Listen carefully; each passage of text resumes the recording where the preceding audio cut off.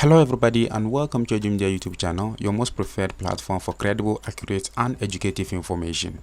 In this particular video, I'm bringing to you a free CPD accredited educational course. This course is in teaching. Now, if you're aspiring to be a teacher or you want to have that experience, that education experience as a teacher, this course is highly recommended for you. Already we have over 80,000 students enrolled onto this particular course, and this course, as I said earlier, is CPD accredited. You need probably 10 to 15 hours of learning for you to be able to finish this particular course. So if you are interested in this particular course, please consider subscribing to our channel. I'm going to give you every detail that you need for you to undergo this course. As I said earlier, this course is free. You don't need to pay any dime for you to take this course. Alright, so before I bring to you this particular course, if you are new to our channel, please consider subscribing. If this is your first time you are visiting our channel, please consider subscribing. If you like our content, hit the like button and share our content. The course that I'm bringing to you today is on a platform known as Alison. Now, Alison is a platform that provides free courses that meet the many diverse needs of learners. It was founded by a gentleman known as Mike Furyk, who is also the current CEO of Alison. Now, Alison offers over 4,000 free online courses across different categories, and these categories include certificates and diploma courses. One of such courses that Alison provides is a diploma in teaching skills for educators. This course exposes you to effective classroom management techniques, from communications to lesson planning skills, as well as effective teaching. Being a teacher takes more than just accumulated knowledge. With this course, you will learn different techniques to effectively communicate with your students, motivate them to learn, and also implement successful instructional planning within the classroom. This course is also CPD accredited. This accreditation simply means that the learning activity that you're going to undergo has reached the required continuing professional development standards and benchmarks. It also means that the learning value has been scrutinized to ensure integrity and quality. So you see, this course is not just an ordinary online course. It's a course that has gone through scrutiny and integrity tests to ensure that after finishing this course, you can actually do a lot of work, or you can actually seek job with this particular course. Now, in this course, there are several modules that you're going to go through. Now, for some of these modules here, we have module 1. Under module 1, you're going to go through the communication in classroom. Now, under communication in classroom, actually you're going to learn everything that results to communication. That's how you communicate with your student, the different types of communication that you're going to use with your student, and how you're going to talk to them, the functions of talk, and then the types of communication that you're going to engage with your student, the verbal, the non-verbal communication that you're going to use. Now, after that, you move on to module 2. Module 2 is about effective verbal and non-verbal communication. Now, for effective verbal and non-verbal communication, this is where you look at strategies that you may use to communicate content with your learners. You have accumulated the content, but how do you communicate this particular content with your learners? So this is where you learn all that, the non-verbal communication using the eye contact, weight and time, social distance, and all this non-verbal and verbal communication is going to be learned under this module.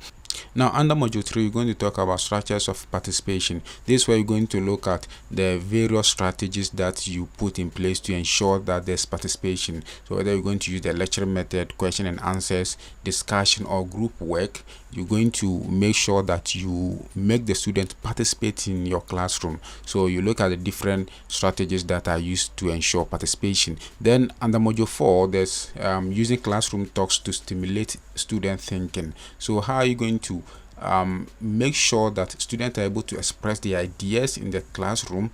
Not just express ideas, but also how they can express their ideas clearly. This is where you learn about that. So as a teacher, definitely you need to be able to make sure that the students are able to express their ideas. Now, module 5 is about assessment. This is where you're going to be tested on everything that you've learned so far. So under module 5, you're going to be assessed on module 1 to module 4. So this is where you'll be taking your assessment. So it means that you can see that this course is actually not a passive course, it's an active course. Of course, you need to do the work. All right, so you don't just watch the videos, just go through the course and complete it, but you need to, at a point, there's an assessment for you, and then you have to take that assessment before you can move on to the next modules. So this is where you take your first assessment. Now, after your first assessment, then you move to module 6. This is where you select general learning goals. Now this is where you talk about the standards of learning, the structure, and then you correctly select the learning goals based on the curriculum guide that is given to you. So you look at the curriculum framework and then the curriculum guides under this particular module. Now you move to module 7, and it's about formulating of educational policies. So this is where you look at the various taxonomies that are there. So you have the Bloom's taxonomy. This is where you have the cognitive, the behavioral, and then the affective domain. So you look at this particular taxonomy, and then this is what will help you know the kind of students you are dealing with. Are they those that are just about cognitive, or at what point do you need to go with behavioral, and at what point do you need to go with the affective domain? So you look at that under module 7, and then under module 8 you're going to look at students as a source of instructional goals. So here you have to look at the response to invention program known as the RTI. So you also, under this particular module, you're also going to look at the individual influence of each student. So under this module, actually, we're going to focus on the students themselves here. Now under module 9 will look at using other resources to enhance your learning. So you can look at the field trips, you can take them to field trips, or you can even invite local experts to come and then talk to the student, or you engage the internet. This is about using other resources to enhance your learning or to enhance your engagement with the student. So this is where you look at that. That's under module 9. And then module 10, you create bridges between goals and experience. So here you're going to demonstrate desired behaviors or to represent important theories. So you learn about how to encourage students to remember what they already know, and then also here you actually use the previous relevant knowledge, usually known as the RPK, and then also you look at the process of learning as well to help you facilitate the lesson here. Now module 11 is where you take your second assessment. So you take your second assessment here. After the second assessment, you move to module 12. Under module 12, you look at behavior and goals as motivation sources. Now these are individuals that you are teaching, and you need to look at their behavior, their thinking, and what do you think will have to motivate them to do more, and what to make them not do some activities. So this is where you look at behaviorism, and then the theory of behaviorism, and then the operant conditioning, and how to apply this to motivation. So you have the Pavlovian theories, and all other theories are actually discussed under this particular module. So if you're actually interested in being a teacher, these are areas or modules that you'd have to have gone through. These are areas that you have to learn about before you can actually understand the theory of teaching itself.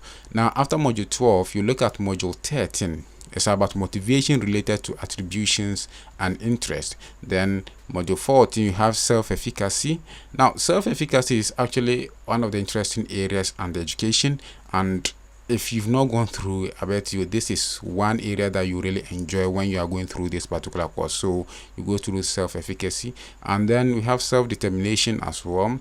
Then module 16, we have combining motivation theory, the various motivation theories that you have learned, how you're going to combine them and how you're going to make use of them. Now module 17 is about your third assessment. So this is the third assessment that you're going to be taking. Now after the third assessment, then you have the overall course assessment. So module 18 will be here. That's where you're going to do your final assessment. So you could say that in this course alone, you have about 4 solid assessments that you go through. And as I said, if you have not finished an assessment, you cannot move to the next module. As I said also, this course is not a passive course but an active course. You need to be very active in taking this course. It's not a course that you just watch the videos and then go through. That's why I said this course is unlike any other course on the internet. This will actually give you the skills that you need to be a teacher. Now after taking this course, there are some skills that you're going to learn. You're going to be able to understand motivation and how to keep your student motivated. You're also going to understand the whole concept of the education, and then the teaching, the science of teaching, and then the how to manage classroom management. In fact, classroom management is a whole semester course in some of the universities and some of the colleges. Classroom management is very important. Normally, when your supervisors go to visit you in the school, in fact, they pay a critical attention to your classroom management. Then after that, also look at your curriculum and how to work with your curriculum, the curriculum framework, and then the curriculum guide. This course also exposes you to the SDG quality education framework as well. So as I said earlier, this course is actually a CPD accredited. It is actually a course that a lot of students have already taken. Over 80,000 students are already enrolled onto this course. They are already giving their own reviews on this course. So you can go through, you check this, and so you can go through, you can review all the you can look at all the reviews that have been put here, and then you go through this course. This is a quick video. I saw this and I felt, look, my audience actually need this, and I decided to make a video on this. So please go through this video. I'll leave the link to this particular website, to this particular page, in the description section. I also leave it in the first comment in the comment section. Also, I'll pin it there as well. So this is what I'm bringing to you today. If you like this video, as I said, hit the like button. If you are new to our channel, please subscribe and share our content. So if you enjoyed this video, hit the like button, and then we'll see you in our next video.